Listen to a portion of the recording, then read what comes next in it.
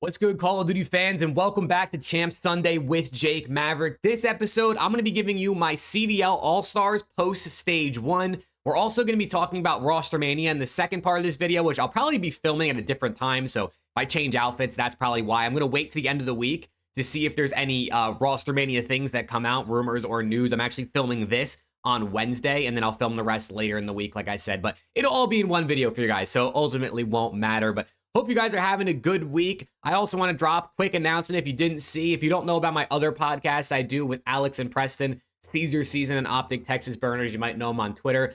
Our podcast is now partnered with Omit Brooklyn. So if you know who Omit is, they're one of the biggest challengers teams. So I just wanted to drop that in here. Looking forward to working with Omit to improve the content, grow the channel, grow the community, and things like that. So shout out to them for taking a chance on us.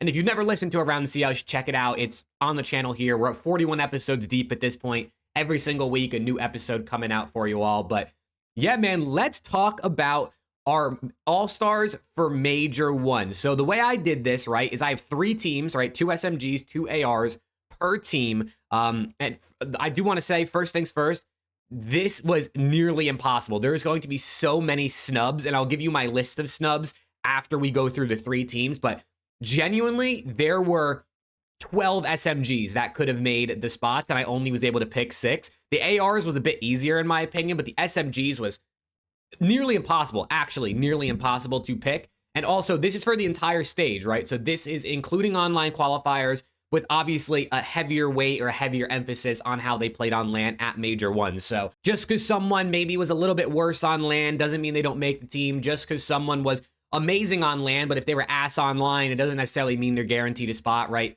I tried to weigh it as best I could. Like I said, for the SMG specifically, this was nearly impossible. So if you disagree with a couple picks or you think someone should be on Team 1 compared to Team 2, it's all fine and good. Let me know in the comments. Obviously, we could have friendly debates about this, but please don't get too angry at me over the exact placings of every single player. This was super hard, but I thought this would be fun to do post-Stage 1, post-Major 1. So honestly, I mean, we'll just hop straight into it with team number 3. Like I said, 3 teams. We'll work our way up to the better teams, and then I'll do my snubs at the end for just so if you're wondering who is also in consideration. Team 3, we'll start out with the SMGs. First SMG for me is going to be Huke. Huke was really, really good. Honestly, when I first made my list, I originally had him on Team 2. I ended up shifting it around a little bit, but for me, Huke is actually probably the best player on OpTic at this point. He was their best player on LAN. He was great online. This guy has been slamming at pretty much everything. A little bit worse in Search and Destroy, but as a whole, we've seen the team get better at SND since the addition of Huke. He's just really, really good at this game, and I know, you know, OpTic fans are still disappointed they had to get rid of Pred, or he left, whatever the case may be, but you did get pretty much the best, at least individual replacement. We'll see what it looks like for the team going forward after a disappointing top 8 finish, but Huke for me is SMG number 1, and SMG number 2 on Team 3 is going to be his duo in Shotzzy.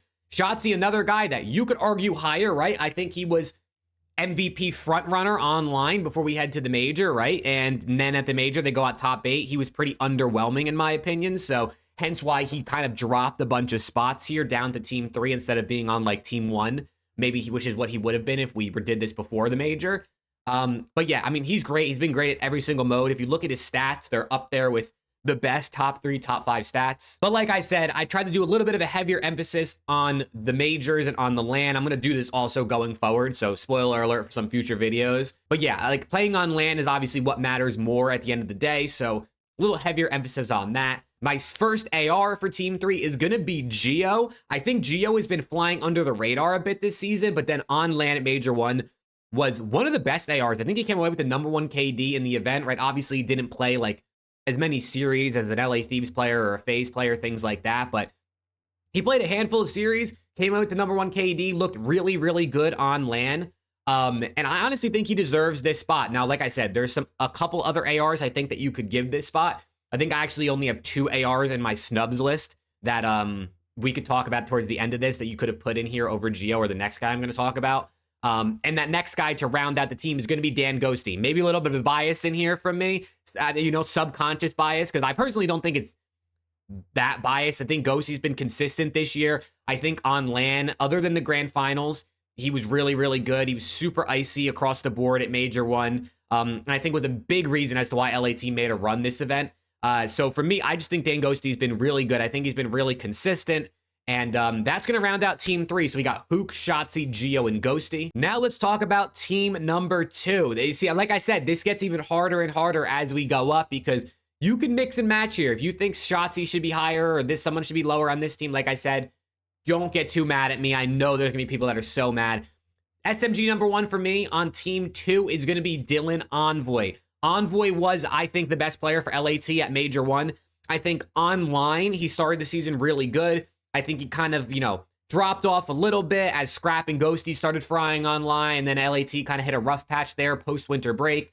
And then, obviously, on land, like I just said, was just absolutely phenomenal. If LAT won the event, I think he should have been MVP. He's just really, really good. He does his job really well. And with superstars on his team like Hydra and Scrap to continue to perform as well as he has, undoubtedly for me, has to be an all-star at this point post-Major 1. And then the other SMG on the team next to him is going to be Gwyn. Gwyn is, arguably the best player on Ravens, right? It goes back and forth between him and Tej. I think Gwyn's numbers were actually better, and his performance on land was actually better than people realize. I think he just got overshadowed at points by Tej because Tej was just slamming, like popping 2 and 3 pieces left and right on main stage. I think online, he was definitely their best player. And I mean, Gwyn is up there as one of the players that is just great at like every single mode. I feel like he does it all across all the modes. Definitely in respawn, he's an absolute reaper in the respawn. Search and destroy is probably his worst mode, but even at that, I don't think he's bad. So yeah, I got Gwyn as my SMG there. Then moving to the ARs. First AR, I got Draza. A Draz, I feel like, can get overshadowed right by the Celiums, by the Simps, even a BZ on his team. But we saw how good he was at this major, and then especially in the grand finals. I mean, he made so many plays against LAT in those finals to win phase maps and to ultimately win them the event. So I had to put Draza on this list. He just absolutely deserves it.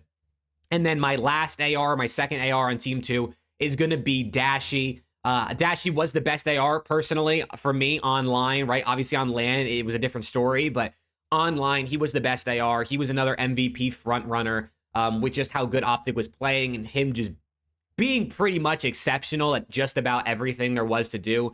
I mean, we know Dashy's always good at SND, but even in Respawn this year, he was getting active, getting kills, really high Slayer rating. So Dashy undoubtedly has to be on Team 2 for me. So my Team 2 is Envoy, Gwyn, Draza, and Dashy. But now it's time to talk about Team number 1. And real quick, if you didn't already know, you can use code MAV on Drink Juvie. Shout out to Juvie, one of my partners, fueling me through this video. I'm recording this at 9 a.m., by the way. So shout out to Juvie. Use code MAV, 10% off at checkout. Now we get into Team 1. And for me, 3 of these 4 players were absolutely obvious, absolutely easy. You probably already know. One player in here was really difficult, and I honestly put him here straight off of eye test, straight off of watching the matches and just feeling like this guy was almost unstoppable at certain points. So let's start off, though, with the first SMG player on the list, and it's going to be Simp, Major 1 MVP. I think a different guy should have gotten the Major 1 MVP, but Simp definitely was in the running for it, and I do think was deserving ultimately at the end of the day. He was FaZe's best hardpoint player at the event. Ever since that 1v4 versus Miami, he's been incredible. He honestly was probably their best player even when they were struggling, when they started the season 0-3, 1-3. I still think he was probably their best player. I mean, it's Simp, right? At the end of the day, like, this guy just does it all. He's so good at every single mode. There's a reason he's nicknamed Mr. MVP. He's just at his core, he is one of the most valuable players in the league.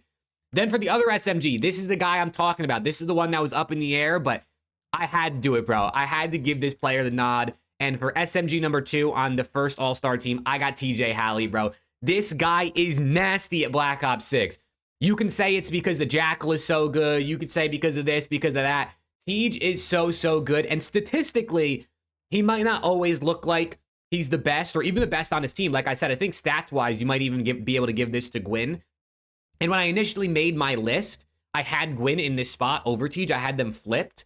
But I had to do it, bro. Tej, just watching the major, anybody who watched the Ravens matches at the major know that, like, Tej was him for this team, right? Gwyn was great. Slasher played well. Vivid played well once, he could see out of his other eye. But Tej was just a monster in Madrid. And for me, I had to do it, bro. I had to put him on All-Star team number 1. And then to go to our AR players, the first AR, Also, when I say first AR, it's not like, you know, they're number one. I'm just talking first AR for me is kind of like more the flex AR, you know what I mean? That type of deal. Don't overthink. If they're on the team, you know what I mean? It doesn't matter. They're not ranked within the team. I just realized I've been saying that throughout. But AR number one on this list is going to be Scrap. People have been trying to convince me, especially on TikTok. I posted like a top 5 players after Major 1 TikTok. It was a little bit of rage bait. I left off Shotzzy and Dashy. I put in Huke and Gwyn. People were mad about that. I did that a little bit specifically for the engagements, right? But this list is probably more generally what I think. But people were trying to convince me on that TikTok that Scrap isn't top 5, let alone I think he might be the second or third best player in the game right now.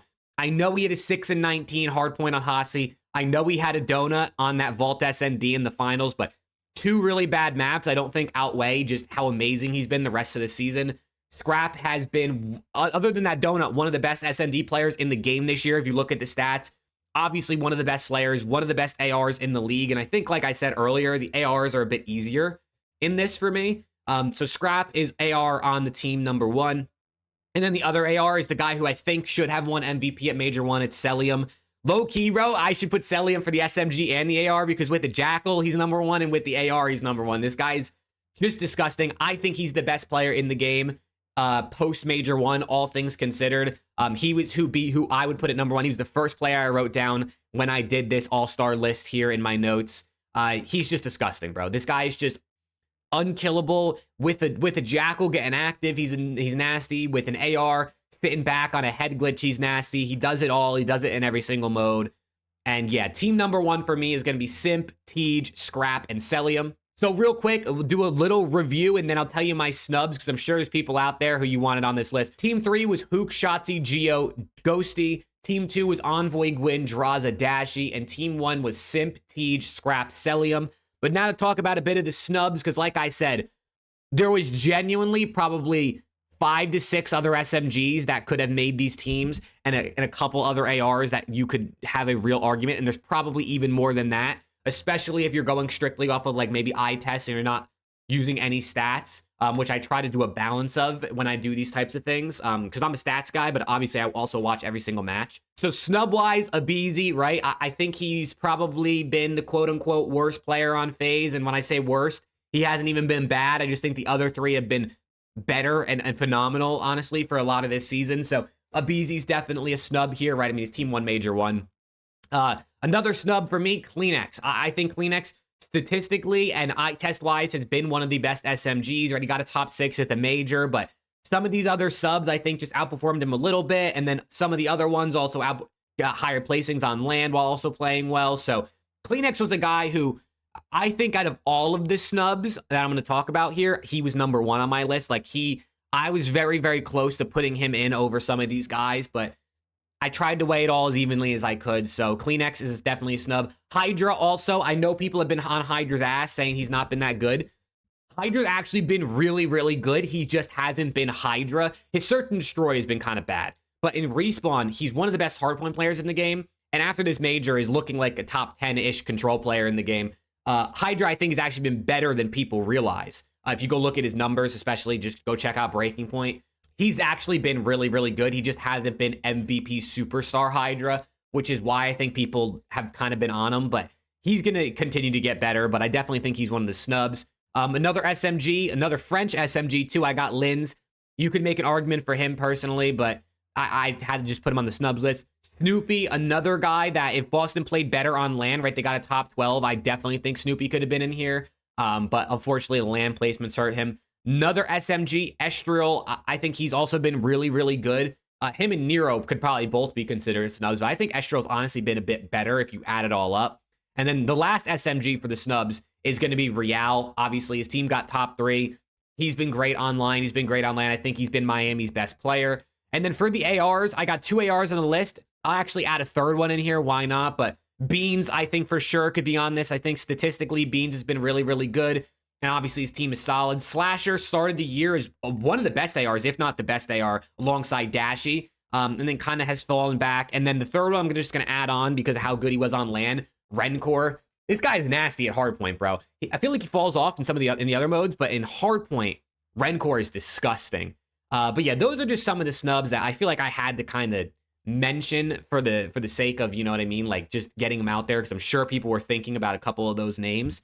But yeah, those are my all-star teams after Major 1, right? All things considered. Let me know what you think about those, but I'll see you in the next segment when we talk about ROSTERMANIA. Now it's time to talk about roster changes, right? It's post-Major 1. Every single year after events, you see teams make changes. And now that it's Sunday, right? I'm finally recording this on Sunday. The Super Bowl's in just in about 2 hours. Somebody watching that. Let me know who you think's going to win, or I guess it'll be over by the time you watch this. So let me know what you thought about the Super Bowl in the comments. But let's talk about these roster changes, right? Because now we already have some rumors and actually some confirmed things in terms of the roster moves that were going to happen post-event. And one of those things being, you know, potentially one of the biggest moves we're going to see all year, right? A counter to what we saw earlier this year, OpTic has brought Pred back into the starting lineup. When I recorded that first segment, my All-Stars, that was before we knew any of this. So this is definitely pretty interesting, and honestly a good reason as to why I waited to record this segment of the video until actually on Sunday. Pred coming back into this team makes a lot of sense, right? I want to cover all the bases here. I want to talk about Huke. I want to talk about Pred. We're going to talk about other teams as well, but I want to cover all the bases about this OpTic thing, because the community has been going back and forth about this, right? Obviously, when Pred was first dropped, it was this big surprise, right? Like, no one ever thought OpTic was going to be making a roster change, especially 2 weeks into the season, right? 1 week into the season, whatever it was. So to think that that happened and how shocking that was, to now we fast forward a few months, right? We're in the beginning of February, and the bomb drops again that he's now back on the roster, and then Huke once again is being dropped. Not only once again dropped from OpTic, but dropped for Pred, right? Because that's the same thing that happened in MW2. After that season, they dropped Huke, they picked up Pred. Obviously, they also picked up Kenny, but it would really was Pred for Huke. And once again, it is Pred for Huke. Now, first thing I want to say, it makes sense, right? Like, this makes total, complete, obvious sense. Pred is a world champion. Pred is an MVP player. Pred is a superstar. And he's one of the best SMGs in the game every single year. And especially when it comes to land time, when it comes to at the event, on stage, Pred is one of the best at that, right? Like, we all know what we've seen out of Pred in recent years. So bringing him back from that, from that standpoint makes a ton of sense. Obviously, the side that has been controversial, I guess, to say the least, did OpTic do Huke dirty? Should they have dropped? I saw people saying they should have dropped Kenny instead of Huke, things like that. Let's address both points, right? Number one, did they do Huke dirty? Probably not, is my assumption. I would imagine Huke knew coming onto this OpTic team that if they underperform, especially if they underperform, but even if they didn't completely underperform, there was always the possibility that Pred was going to come back. He knew what was going to happen, right? I think he understood this. Now, on the other flip side of things, Huke played really well, and the people who are like, drop Kenny instead of Huke and bring Pred in to run the flex, things like that. When you look at just the stats on paper, I understand where those people are coming from, but Pred and Kenny play very different roles. Huke and Kenny, Shotzzy and Kenny, right? What Kenny brings to a team outside of what you see on the scoreboard is so invaluable that a lot of people don't understand if you're just someone who kind of looks at like whether or not he's winning his gunfights, right? So right there, that doesn't really make any sense, right? Kenny was pivotal. I can't talk today. Pivotal to them winning the world championship last season and being able to regain after some big slumps, especially like in Major 4. He at times this past couple weeks, and even at the Major, individually looked like OpTic's best player, right? There are times where Huke goes rogue. There's time where he flips spawns, where maybe he doesn't fully listen to a comm, or he does things that like you want him to follow the structure. You want him to be a bit more disciplined on the map, right? But you also know what you're getting with Huke. And that's kind of the other side of the thing where people are making this argument like, Huke wasn't actually OpTic's best player. He deserved to be dropped. They can't win with Huke. You knew this coming into, like, Huke has been the same player for years, right? Like, we know Huke is relatively unstructured, very aggressive. Like, you live and die by him when he's on your roster. And this was known coming into this roster change, right? So for all of a sudden, for Huke to finally be dropped and people be like, yeah, told you they couldn't win with him. Like, this was a known variable. You knew what you were getting from Huke. You know what you're getting from Pred, right? They're very different players. One might lead to winning more often, but that doesn't mean Huke is bad, right? That doesn't mean Huke is a bad player. It doesn't mean Huke can't win, because we know he can. We've seen him do it in the past. He's done it before with different teammates. It's obviously capable. He's very possible of him to win. But like the people that are arguing Huke actually wasn't OpTic's best player or Huke deserved to be dropped, I think is faded, because I think the way he was playing, he did not deserve to be dropped. If Pred wasn't the guy coming back to this team, Huke is not going anywhere. If Pred was not available, if let's say he already signed the Cloud9 or Surge, or he decided, I'm going to take the rest of the year off, I'm not coming back, they're not making this change. Like, they're not dropping Huke. Huke is really, really good at Black Ops 6. And to say they can't win with Huke, I think is a little bit crazy. They definitely can, right? Like I said, Huke is going to mess up at times. Huke is going to negatively affect his teammates at times on the map with the plays he makes and going a little bit rogue. But that doesn't mean Shotzzy shouldn't be winning more gunfights, or Kenny shouldn't be winning more gunfights, or Dashy shouldn't be winning more gunfights when it came to what happened at Major 1. You can't put the entire Major on Huke's back because everyone else also underperformed. It was a complete breakdown from the entire team. Huke statistically looked like their best player, but obviously numbers don't paint the whole picture. So generally what I'm trying to say is, like, this makes complete sense. Bringing Pred back was the right option, was the right answer for OpTic. And I feel bad for Huke. I really, really do. I said this on stream. We did like a mini Around the CDL podcast. I explained this whole situation to my fiance, who knows very, very little about competitive COD, other than the little bits about like LA Thieves I've said, or a little bit she's watched in the watch party this past weekend during Major 1. But I explained the whole situation to her, and the first thing she said was, I feel bad for Huke. And I feel the exact same way, right? Like, he drew the short end of the stick again, but also he kind of knew what he was going to get, I feel like, from this relationship, from this situation with OpTic. And he set himself up to get on another team. Hopefully, we're going to talk about that in a second. But I think he set himself up. He should be on another team, and he should be someone who's in the league for the rest of the season, right? Because he's a top 5, top 10 player easily, I think, in Black Ops 6 as of right now. And also, real quick, before we talk about where Huke could go and then other roster change stuff that's happening, I want to talk about this whole thing that's been happening with Shotzzy. You know, Formal saying on stream that he heard Shotzzy is like the warlord of the team, and he made the call to bring Pred back. And then Shotzzy saying in like a Twitch chat that it wasn't only him and that he's not going to stream for a while, things like that. I want to talk about this whole situation. Number one, roster changes are on the whole team, right? Like, I very, very, very highly doubt a roster change comes down to just what Shotzzy says. I would imagine Dashy and Kenny have to have some say. Maybe Shotzzy has the most influence, right? He's the face of the league. He's the biggest player. He's potentially one of the best players in the league, right? I would imagine he might have the most influence, but you can't just solely blame him or say he's the one who brought Pred back and dropped Huke. I think Dashy and Kenny and JP and Karma probably had a say in that. So to that, that's just my opinion on the subject, right? I could be wrong. Maybe he's the warlord. Who really knows, right? But I believe him when he says it wasn't only him. On the other side of things, him saying like he's not going to stream for a while, with the way Shotzy's been recently on social media, right? You know, talking his talk, letting it fly, not really backing down, and then obviously underperforming at the Major, especially two teams. Especially the Ravens, right? That he said don't play good COD. They don't play to win. They don't try in practice. To lose to them twice is definitely quite unfortunate. I feel like for Shotzzy, he's really got to double down on this, right? Like, I'm not saying he needs to go on stream and talk shit. Like, that's not what I'm saying. But have a bad placing after everything he said, to talk the talk and essentially not walk the walk on LAN, and then to just avoid going live and streaming and facing the questions and the criticisms from the Green Wall fans, from other fans, and anyone else that's going to be in a Twitch chat, I don't think is the right way to go about it. Like, if you're going to talk the talk, I think you have to try and walk the walk, right? How your team plays on LAN is not solely going to come down to him, right? Shotzzy could play exceptional. It doesn't mean they're going to win. But you got to at least try. You know what I'm saying? Like, you got to at least try to back up what you're saying. To each their own. Everybody's human. Everybody has feelings. Everybody is entitled to do what they want to do. I personally just don't really care if he streams or not streams. This is just my opinion. Like, if you're going to talk shit, you kind of got to try to back it up.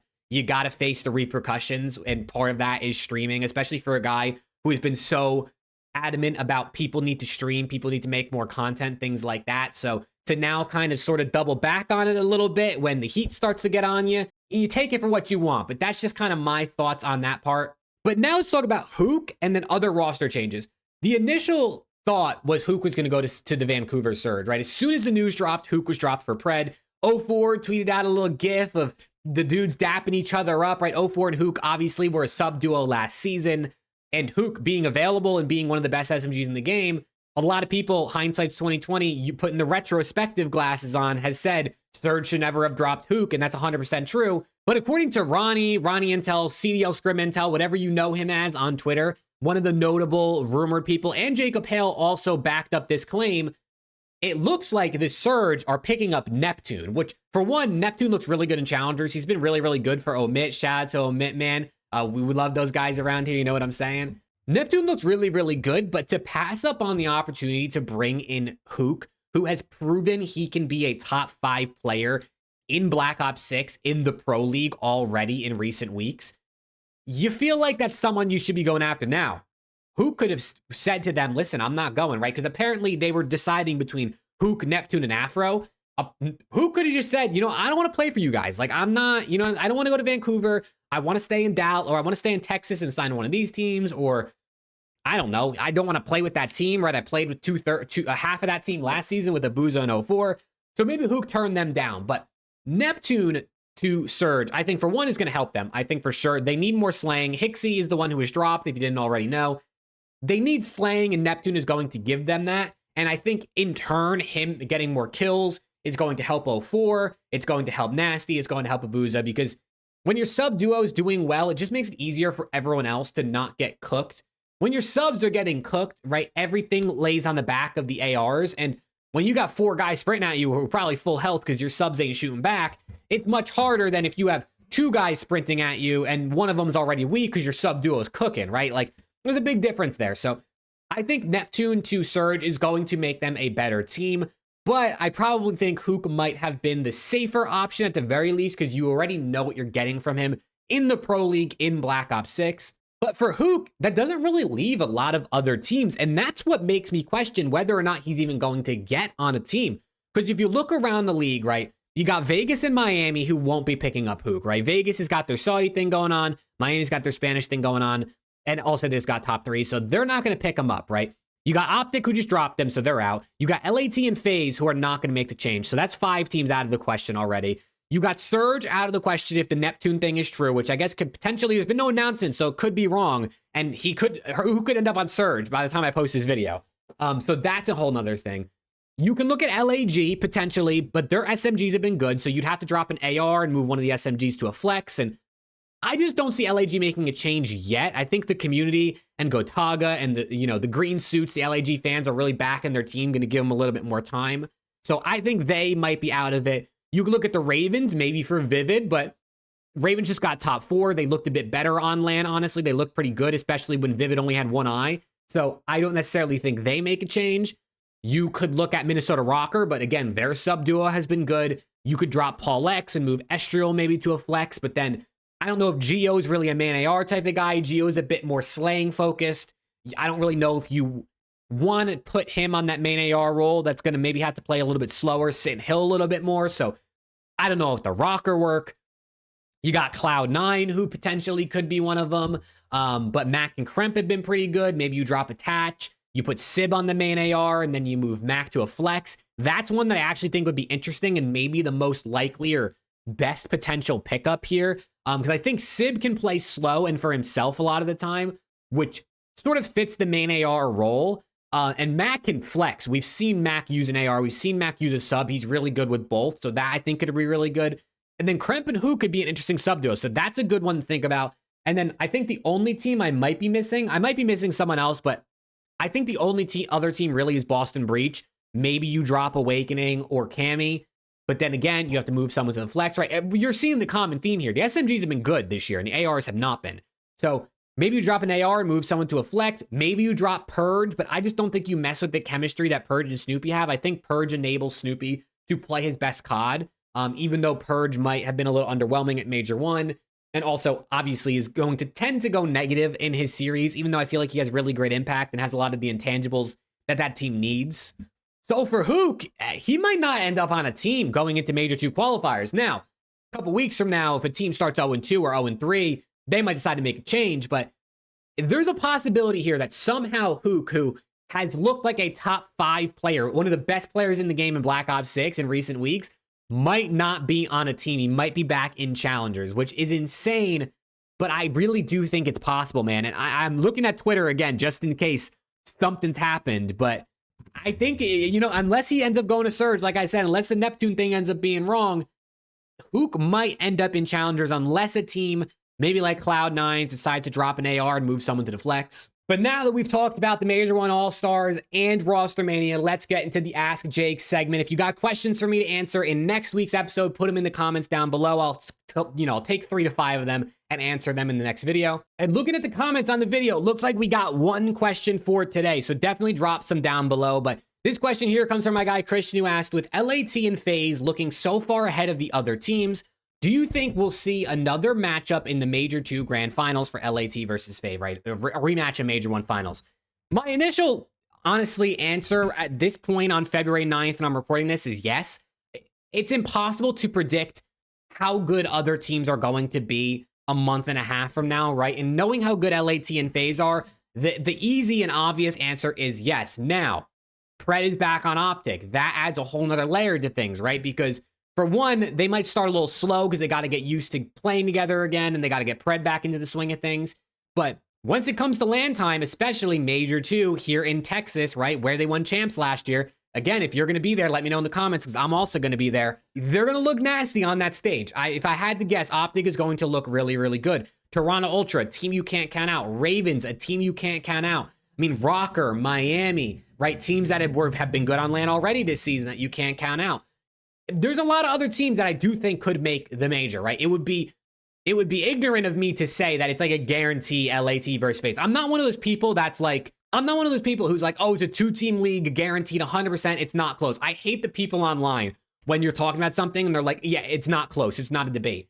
It's almost always a debate, bro. You can't tell me LAT and FaZe are miles ahead of other teams. Do I think they're ahead of other teams? Yes. Do I think they're a tier ahead of other teams? Yes. But bro, COD is any given day. I have been watching COD since 2011. If there's one thing I know about this scene, is that anything can happen on any given day of Call of Duty, bro. Anything can happen, right? You can lose, you can win, you can play really good. One of your players can get a staph infection in his right eye and not be able to see, like Vivid or Mac. He can dislocate his knee playing basketball, and I don't know how that affects his COD, but like anything can happen, right?